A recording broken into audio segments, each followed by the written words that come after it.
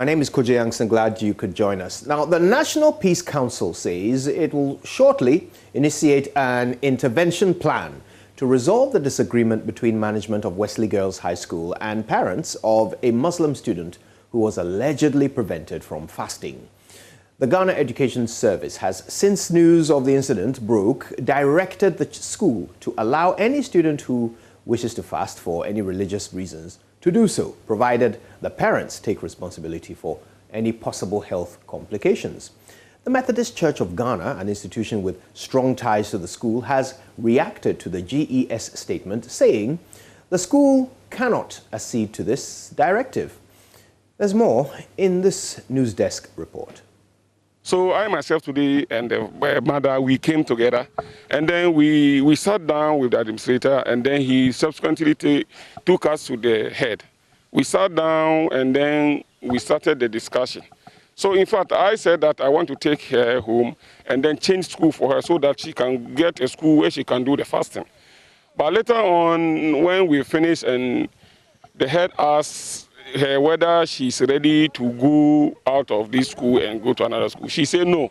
Zakaria Al-Hassan expressing frustration over his child not being allowed to manifest her faith. The student Ismail Bushira was equally concerned. At first, I was really worried. I even cried a lot because it's my tradition and I've been doing it since I was a kid. Almost 8 years I started fasting. The Ghana Education Service says students who intend to fast for religious reasons should be allowed to do so, provided parents will take responsibility should there be any medical complications. The Methodist Church says the school's position on the matter is non-religious, and various renowned Muslim ladies in Ghana have passed through the school adhering to such a rule. It therefore concludes that it cannot accede to the directive by the Ghana Education Service. That was our News Desk report. Now, the Peace Council is worried about this development and has issued a statement on the matter. Joy News' Ernest Kujomenu joins us with some detail. Ernest, what exactly has the Peace Council been saying about these developments and how it intends to deal with it? A statement of the Peace Council. The first two paragraphs actually gives a background to this story, the GS statement, and what other bodies have been saying. And then it goes on from the third paragraph to say that it is in respect of the above, which is the background, that the National Peace Council calls on all Ghanaians, particularly those who have been affected in any way by the events at the Wesley Girls High School, to exercise the greatest restraint and circumspection in their comment and pronouncement on the matter, as the National Peace Council initiates an intervention plan. The next paragraph says, meanwhile, the council respectfully reminds Ghanaians about how far we have come as a people living together even before independence. The council acknowledges and reaffirms the initiatives already undertaken by the religious leaders to resolve the matter, and encourages the leadership of the Christian and Muslim community to call on their followers to remain calm as efforts to build the time-tested peaceful coexistence among Christians and Muslims are made by the relevant authorities. And so these are the relevant portions of the statement issued by the Peace Council. It says that an intervention plan will be initiated, but it fails to give details of it. Thank you for that. Now, of course, this is not the only statement that has come out. The Muslim caucus in Parliament has also issued a statement urging calm, especially among Muslim students and youth. Alhaji Muntaka Mubarak is the minority chief whip. He's also leading member of the Muslim caucus in Parliament. He joins us now. Alhaji, good afternoon to you. Thank you for your time. We understand that you've been engaging the Ghana Education Service on this matter. Any headway so far? Well, good evening or good afternoon to you and your listeners. Let me also thank Joy FM for your efforts to get this resolved. Yes, we've been talking to the ministry. As you can see in our statement, what we knew was that we had met the presiding bishop of the Methodist Church with his elders, and they gave us the assurance that within 2 or 3 days we'll hear from them. And they gave us a lot of assurance that they were going to work assiduously to resolve this matter. So we're hoping to hear from them when the GES statement came. And to our utmost shock, and surprised, their statement came out. And I thought that it is very unfortunate. I really wish that statement was not issued, because I believe that our effort to engage the Methodist Church was to be able to build some consensus and build dialogue, build bridges, to be able to resolve this amicably. Let us all not forget that, look, our country is a secular country. You can say anything you want to say. That is what our constitution prescribes. And our coexistence should be paramount to each and every one of us. I hope and pray that the Peace Council, who I'm sorry to say, they have failed in its responsibility in the past, will really live up to expectation. That's why I'm saying this is that in 2015, precisely on 4th March, when they held the peace dialogue, we agreed on 10 things to be done. And I'm very certain if Peace Council has followed through with these 10 things that we agreed to do, one, if you may allow me to quickly recap, one was to continue to provide a platform for continuous dialogue with an independent interreligious bodies, so that we'll set it up under the National Peace Council. Ask them what has happened. They also said that GS shall provide policy framework for the creation of an acceptable dress code and the use of religious symbols in schools, taking into consideration the legitimate consent of interested religious groups. What has happened to it? GES shall oversee the formulation of interreligious chaplaincy boards in schools to create the platform for the exercise of freedom of religion and freedom of worship. What has happened to that? 4, the school's computerized selections program must be reviewed to broaden the choices and selection of school. What has happened to that? That all schools or institutions must create an environment where students feel welcome without any fear of discrimination or victimization on religious ground. I mean, you see that what is currently happening in Wesley Girls has to do with the faith thing that we all agreed. All the church leaders were there, the Muslim leaders were there, those of us who were MPs who were invited, a lot of Nananum, I remember that time, Professor K.B. Asante was there, he chaired one of the sessions, and these were some of the things that we've agreed. But Peace Council went to sleep. I remember in 2016, I wrote official as an individual who was invited to that program to ask them, where have we gotten to date? I never got a response. Then, I think in 2017, Parliament, the Muslim caucus, also wrote to remind them, where have we gotten to with what we agreed in the peace dialogue? And National Peace Council never responded. I believe that what is happening now, with the greatest of respect, they have to be blamed partly. I know the law that established them did not give them any biting. It gives them the opportunity to use more dialogue, to engage more, so that, try to break bridges. If they were doing that in these past 6-7 years, I don't think we'll be where we are today. Let me tell my Christian brothers, especially those in Methodists, I've heard a lot of statements. Yes, I know on both sides, the Muslim side, the Christian side, especially this Methodist side, you have people that keep spitting hatred and bigotry. Let us all be mindful. Let us all be careful. This is all the country that we have. Let's learn to live together. Let us not be pretending. Let's not be showing each other hatred when I have the power or I have the influence or I dominate an area. And then I come out and say, oh, let's live in a coexistence. That's pretense. Let's leave this bigotry. Let's leave this hatred that we are showing each other. Because you see, I would challenge anybody,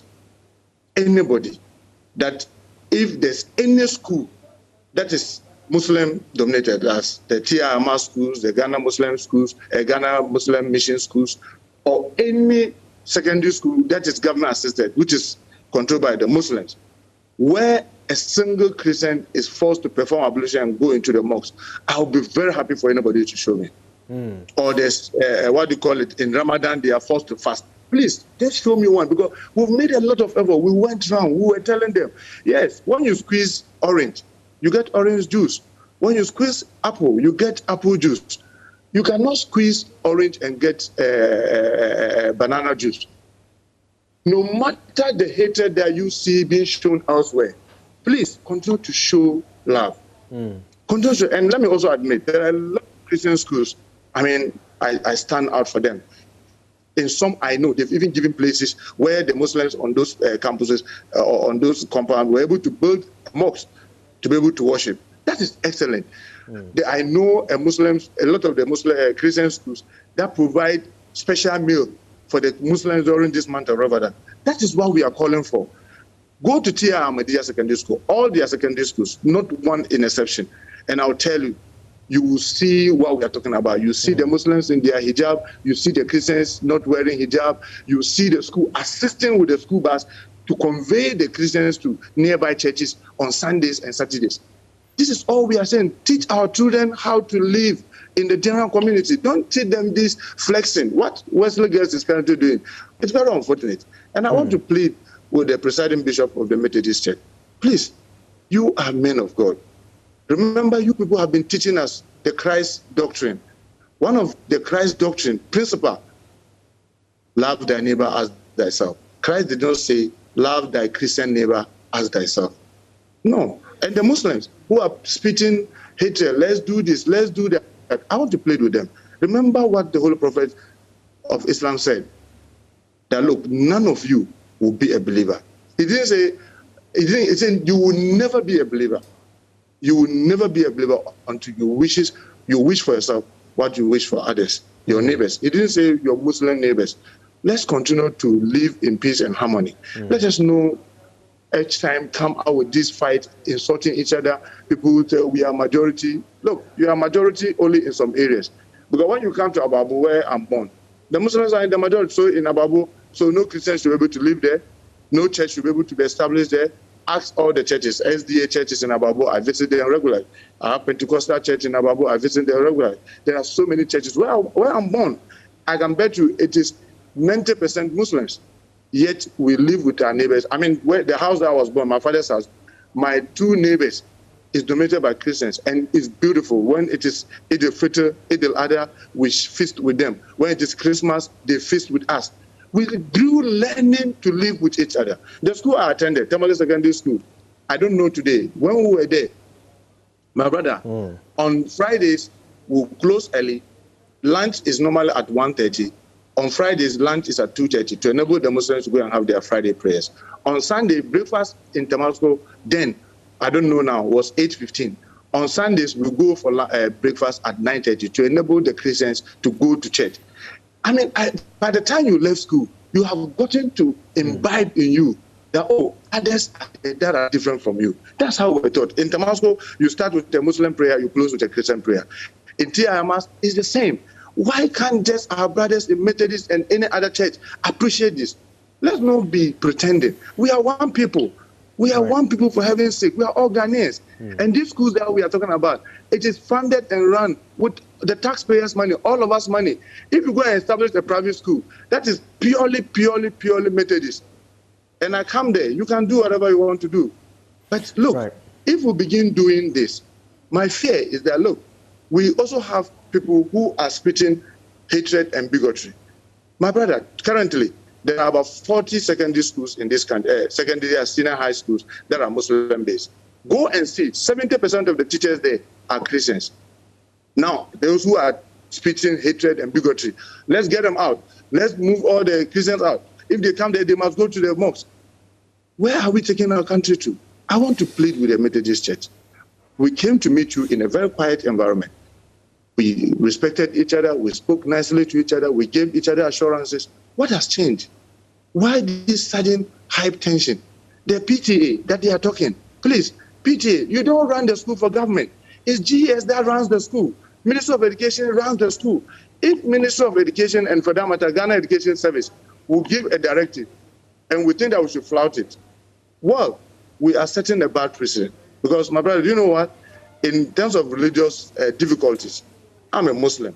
I've lived with a lot of Christian brothers. I believe that we Muslims, we have more rigid and very difficult rules to follow. I mean, Sharia is a very difficult thing to follow. You can't even shake the hands of a female. Male and female should not sit in the same classroom and all. But in the spirit of accommodating each other, go to all our schools and see. All these things are put aside to accommodate, because once you are under government assisted funding, the teachers are paid by government. most of the infrastructure were built by government. You have to give out something to take in something. That's all we are pleading with our brothers, the Christian community. And I know, like I said earlier, there are many Christian schools that are doing wonderfully well. We want to encourage the few that are finding it difficult to do this. Look, let's not listen to the fanatics among us. The same with the Muslims. I beg you. Let's not listen to the hardliners among us. Those hardliners, they will rather plunge our country into chaos. Right. And we don't wish that. And I also want to urge the Peace Council.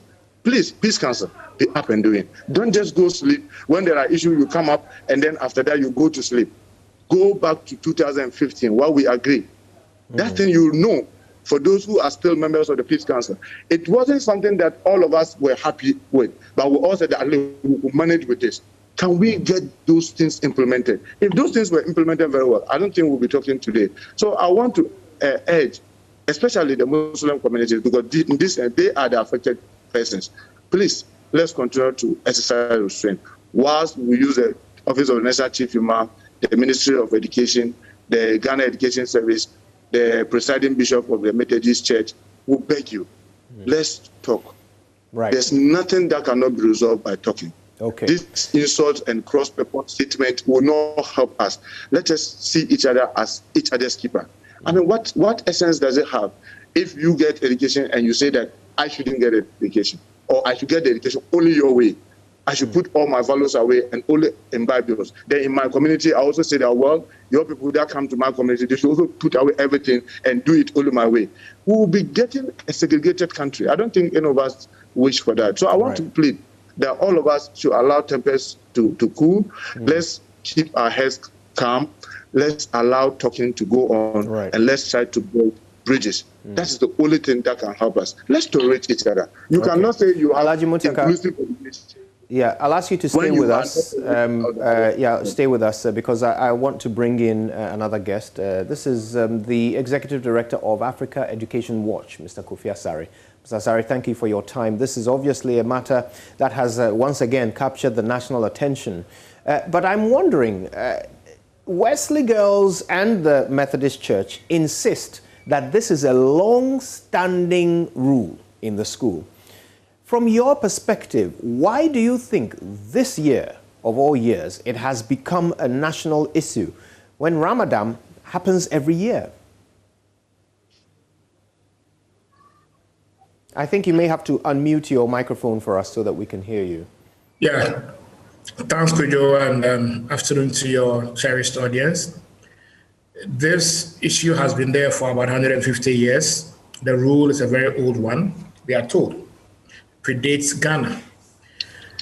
It is an issue today because just like any other process of change that happens in any society, one person decides to speak against a practice that they feel is inimical to the enjoyance of their rights and their liberties.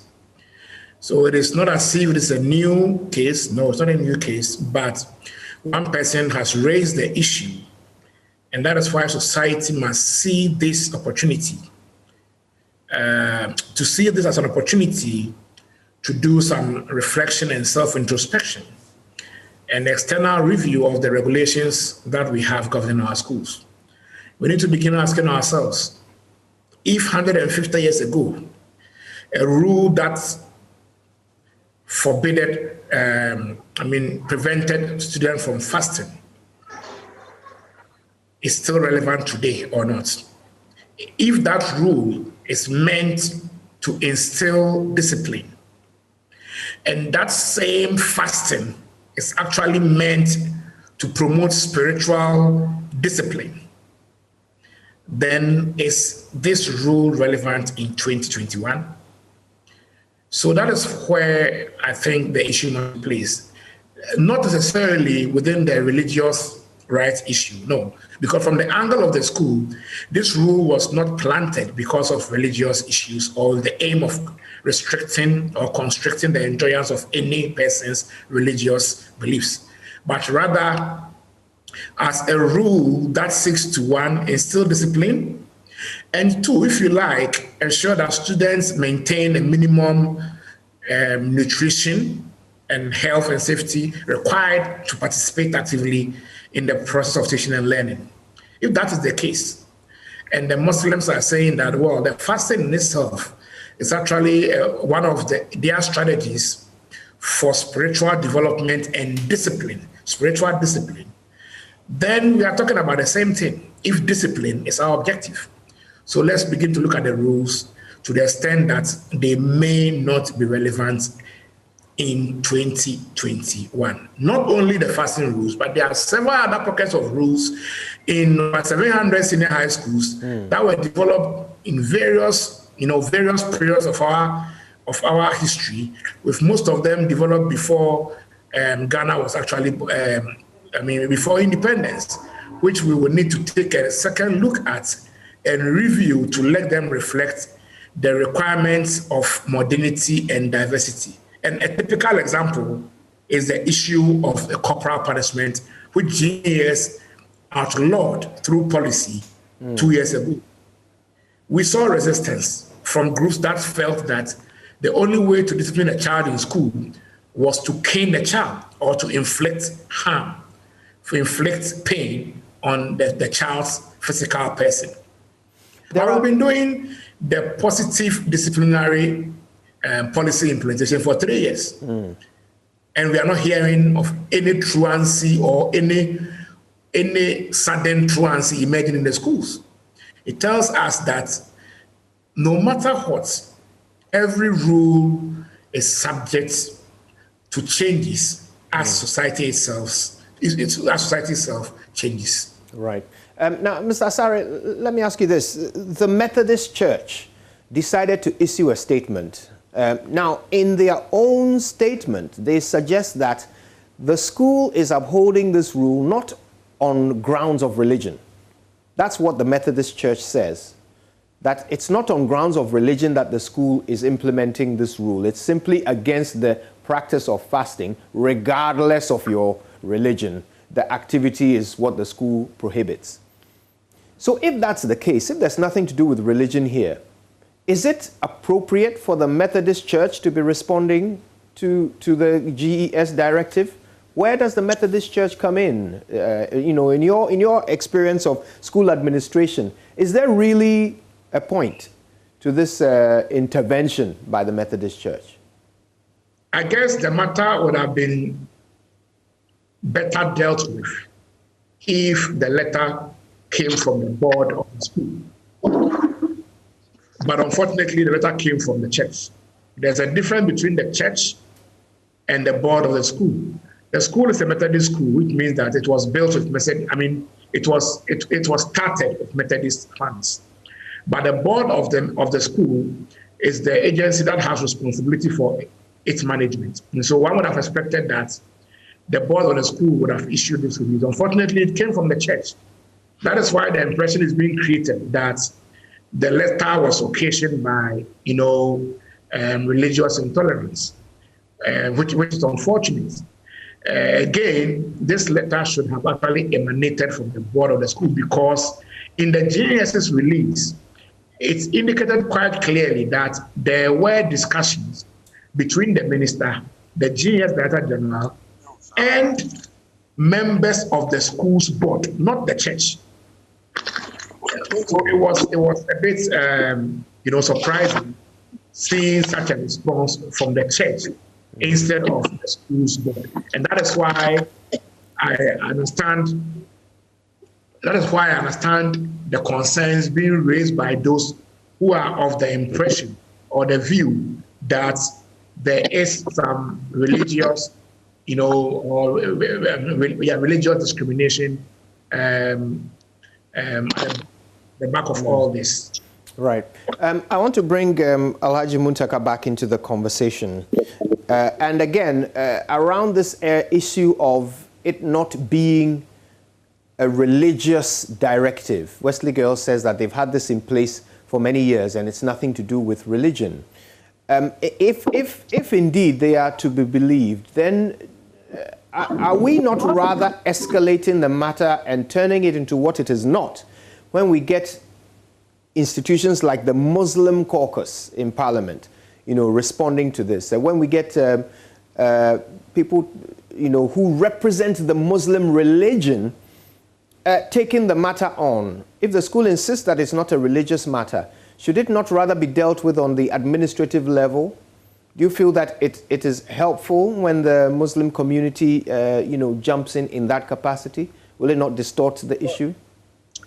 Well, let me say, with the greatest of respect, whoever is saying that this is a long history, long before independence, I beg to say that is not factually right. Go and check the Ordinance 1809. Before we became independent, it barred any mission school that needed to take government subvention from doing what they are doing today. Go and check, the laws are there. And if you flouted it, the school could be closed down. For every student that you even send into a church service, you could be fined £50. When we got independence, go and check the Education Act of 1961. It is printed there, black and white. And the common core, you couldn't do what you are doing.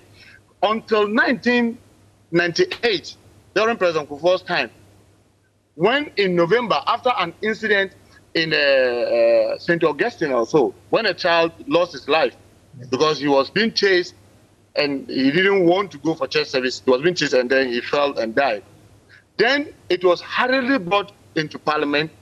On 13th November, it was laid on a Friday at the peak of campaign, and by 15th November, it was passed. The new act was passed. Hardly. Yes, I was in Parliament. We were all busy campaigning before we realized, a bill had come to pass to the House, and that section was amended. This is an intellectual argument. I want to beg you, go take these laws and see whether there were no punishment for what they are doing today. And let me also say, people say that, it is a general thing for people not to fast. My brother, let's educate ourselves about each other's religion. There's nowhere in Christianity, the Bible, that says that fasting is mandatory. But in Islam, it is one of the 5 pillars of Islam. Fasting is mandatory for every adult person. Unless there's ailment, you are sick, or there's some grounds that the Quran itself has stipulated when you are under those conditions, you don't fast. Other than that, you have to fast. And so, we as representatives of the people, when we hear this concern, and my brother, you see, let's not pretend. That's one of the funny things about us Ghanaians. When an issue comes, the people try to bitch around, it's not because of this. But we know, that's with the greatest of respect, it is pure hypocrisy. This was done deliberately to deny the Muslims from fasting. Let's not run away from that. I mean, what is your beef? My brother, you are working with Aisha and Co. at your station. They are fasting. How does it affect you? How does Aisha and Co. fasting affect you in your station? Why will you be worried about somebody who chose to fast? Let's be clear on this, that this is purely religious thing. And let's stop the pretense. Let's stop trying to change the goalposts. Right. Anybody who said this is existent all these years, I say factually it's incorrect, because the laws of our country barred it. It forbids it. If you did it, you were going to be fined, and the punishment was stipulated in the law. Right. So why are people saying that it is something that has been long existing? Now, and remember this, let's say this, because of your time. If something has been going on wrong, does it make it legitimate? My brother, if for one reason I've been doing the wrong thing for all these years, and all of a sudden it comes out, does it make it right because I've been doing it when it is wrong? Let's agree. Let's try to cool the tempest. Let's see eye to eye with each other. Let's accommodate each other. Because you see, the funny thing is that people are creating the impression as if, they don't have any place to go. They do. But in those their schools, for example, in TI Amas, Kumasi in particular, in 2015, when we were going to the Peace Council, 57% of the students in TI Amas were Christians. 57%, more than the population of the Muslims there. And yet TI Amas accommodates them and gives them courtesy and protects them and protects their religion. When you go to Islamic secondary school today, in Kumasi, in Swami in particular, is the one single largest school with the largest population in Ghana. There's no secondary school in this country today that has more population than Islamic secondary school. I always commend the administrators there, because when I go, it's just delightful to see the Muslims wearing their veil, the Christians not in their veil, and this is an Islamic school, and they are never forced to go into worship. This is all we are calling. That what we are doing in our schools, we are only asking our brothers and sisters in the Christendom, which I have admitted many of them are doing, just the few who are finding it difficult to do. Please, please, let's live as one people. After all, we are one people. We live in the same neighborhood. We live in the same community. We live in the same market. We work in the same environment. Why are we all of a sudden pretending when we are in the school, we think that we cannot accommodate each other? This is the spirit on which we are asking that let's continue to accommodate each other. Right. I want to wrap up with this, and I'd love to hear both of you, Alhaji Muntaka and Kofi Asare, on this question, and very quickly, a couple of minutes each. Do you see a link between what is happening at Wesley Girls and what happened at Achimota, where, again, a student who had a certain hairstyle because of his religion was prevented from attending? Do you see a commonality, or do you think they are completely different situations? No, it is. We are dealing with the same issue manifesting in various, ways. Right. They are all issues relating to outmoded rules that have outlived their purpose. Century-old rules that we are trying to enforce in an era of diversity and inclusion. Okay, and so the challenge, what all we are discussing are symptoms of a challenge. And the challenge or the problem is that our schools are being run, or our schools have rules that most of them are not relevant in today's modern world. It is time for us to review the rules that govern our schools and ensure that the rules we adopt are relevant in today's sense of the word discipline. Apart from that, too, it is time for the Ghana Education Service and the Ministry of Education to lead efforts to develop and adapt a common code of conduct for all schools, whether Ahmadiyya, Methodist, Presby, Catholic, or Cocoa Board school. One code of conduct that fits within an acceptable framework consented by all stakeholders, including the missions, the parents, government, so that we won't have Benkum Secondary School having one rule, Pojos having a separate rule, and Wesley Girls having a separate rule.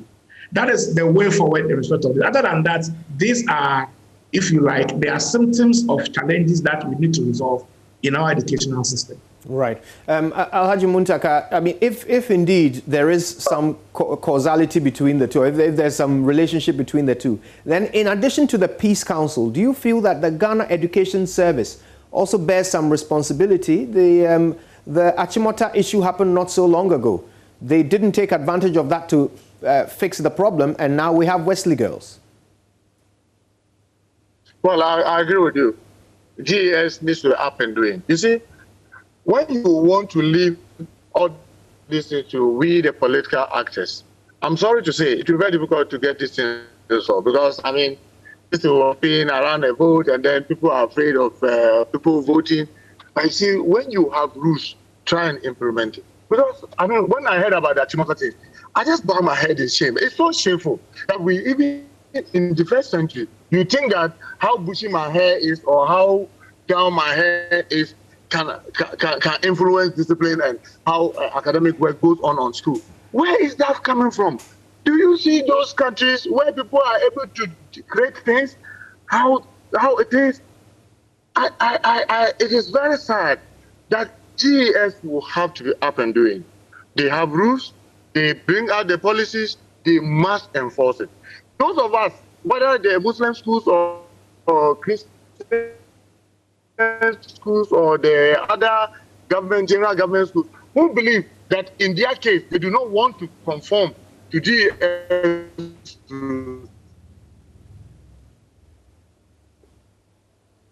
Hello. It would seem that we are losing Alhaji Muntaka, who is actually traveling while speaking to us.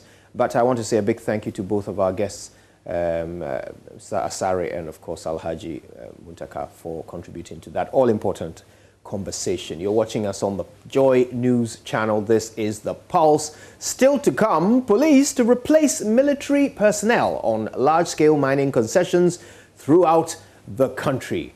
More, as 200 of them are being trained to avoid the mistakes by their predecessors. Plus, police in the eastern region arrest 19 persons claiming to be national security operatives for allegedly mining gold in the Atiwa Forest Reserve. That and more when we return.